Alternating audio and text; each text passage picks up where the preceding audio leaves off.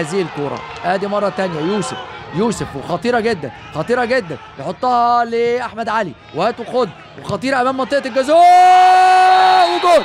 يا بقول لك خطيرة، وادي النجم الكبير. يا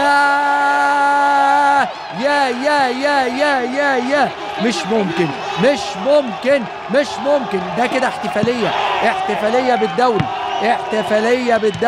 احتفالية بالصعود للمربع الذهبي للدوري.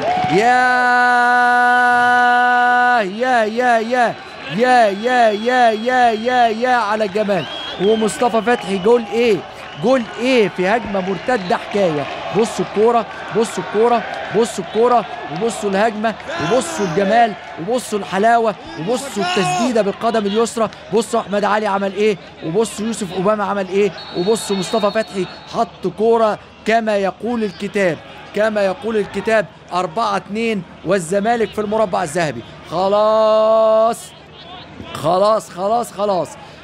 بصوا احمد علي وبصوا يوسف اوباما وبصوا مصطفى فتحي البديل جازف ميدو ونجح في المجازفة تماما.